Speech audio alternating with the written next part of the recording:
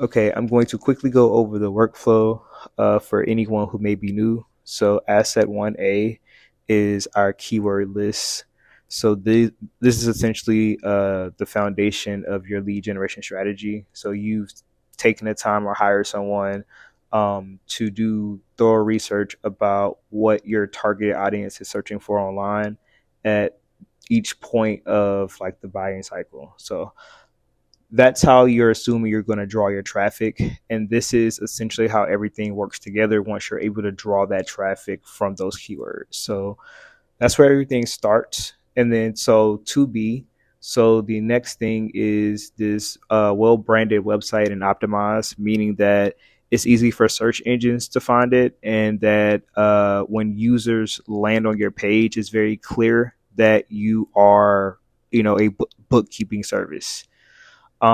C, which is basically where you're counting on drawing in your traffic. So this blog is going to be optimized content that's driven by that keyword list. So your 12 to 15 keywords, you want to have at least 12 to 15 of those blog pieces that are an extension of whatever the keyword is about. So whatever your keyword ends up being about to draw your traffic, your blog is an extension of that. And that's essentially how you're getting your organic traffic. That's why that blog is so important. And the content that you put in that blog is so important. And it should be driven by your keywords.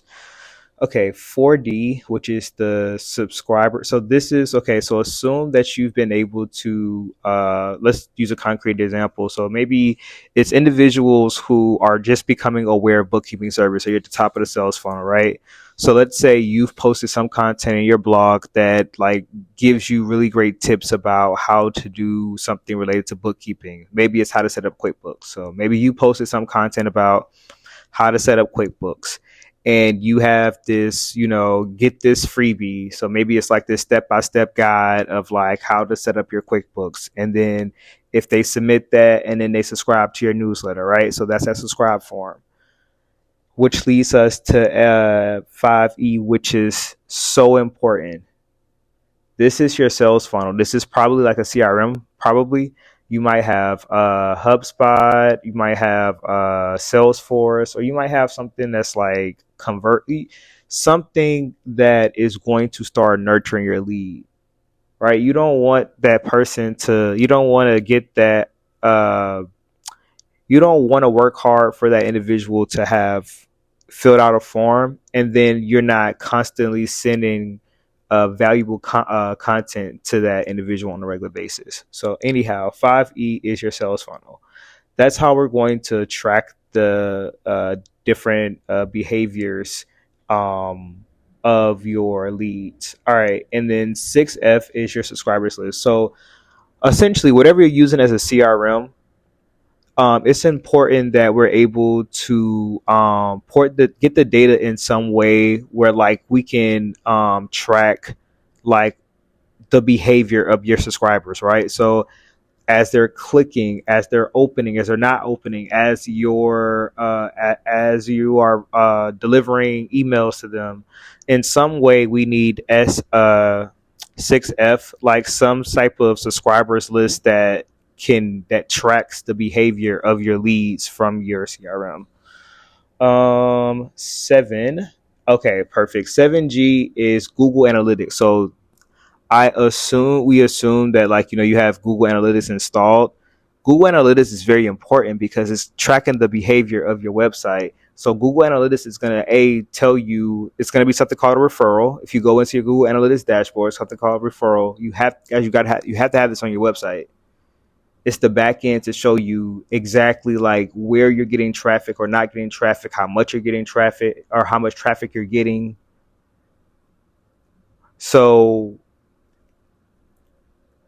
if you look on my board, there's the path. So the path is, if you guys look in your URL, so your the address, you'll see like the just regular slash, that's your home landing page, and then you'll have different pages. So for example, like slash blog, that would be like if they went to my website and they landed on a blog page.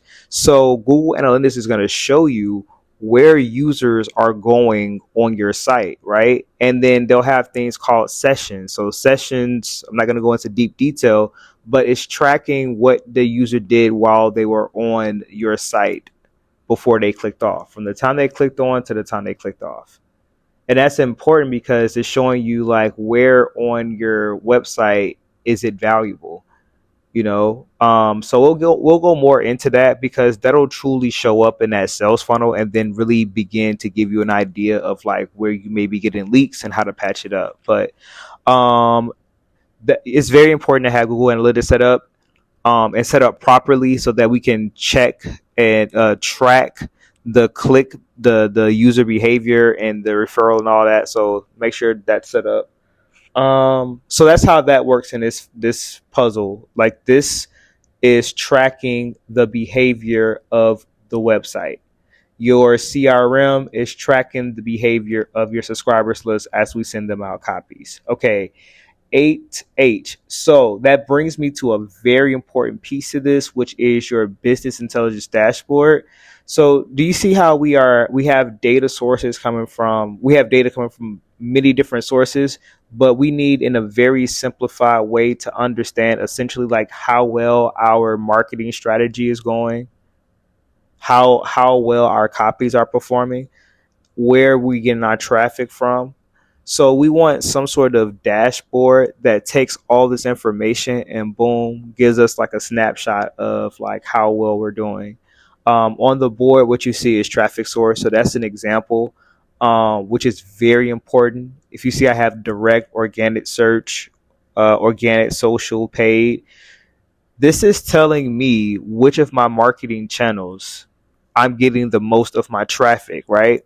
What you always want to see is organic search, direct to, because direct is essentially like, at this point in time, it's, for example, you guys don't say like, okay, which search engine to go to. You guys just go to Google. You know what I mean? Like that. Oof, that's authority. So if you're at the point where people just go to your site, they look to you, that's direct search. But then organic is that is where you want to be. That means that when your users are searching for terms related to your niche, you are showing up. That's how you get passive leads. That's like you are organically showing up as people, as your buyer. So if people are searching for bookkeeping services, you are beginning to show up. Okay. 9I. So page ranking. So this is related to your ability to begin to essentially like dominate your different keywords. So it's where you're ranking for your keywords. So if someone types in, like, for example, bookkeeping services Baltimore, that was a little bit different. That's local SEO, which brings me to some point of this, but just stay with me for a second. Like, if you are on the first page and you're number 6 I have on here, it's way more likely that people are going to check out your business than someone that's on like that's number 10. Or who knows if someone will even check out if you are on page 2. So there is, statistically speaking, like the likelihood of someone clicking on your page depending on the position where you rank. So there's a tool called Ahref. There are other tools. That's just the one I use. As far as it monitors like where you are ranking for your particular keywords, right? And number 10. Okay, so content marketing reporting. So alone, I'm assuming that on your website you're doing the blog content as far as your lead gen, but I'm also assuming that you have a whole marketing strategy where you also have content on YouTube, for example, specifically with this niche, because you have a niche like, for I just want to make sure I put this in context. I know this is very data. Your niche matters. So when it comes to bookkeeping services, like, think about who you're targeting. You're targeting individuals who are either purchasing bookkeeping services for their like company, or they're in charge of that, or it's for themselves. This is like a serious decision, right? So you, like, the type of content that you post is helping them to make a bookkeeping decisions. So as far as like the content, like YouTube, right? Because if I am curious about how to do something related to bookkeeping services, I'm way more likely to probably go to YouTube. And this the strategy that we're doing right now is very SEO centric, like search engine optimization, and YouTube is a search engine optimization type platform. Okay. Either way, so you have content marketing reporting. So your YouTube, your TikTok, if you're using that, just whatever you're using to, if you're using content as a way to generate leads in some way, you are reporting on it. So that's 10G, which should be, you know, also like going into 8H, which is that business intelligence dashboard. That makes my point about why you need to have a business intelligence dashboard that like takes all these various sources and makes them centralized. All right, and then our last one is 11K. So if you're doing paid ads, which is very common when you're a newer business, because one thing about SEO, even though SEO is the most effective marketing strategy, it takes a while, and it can be competitive depending on, you know, the keywords that you're trying to rank for.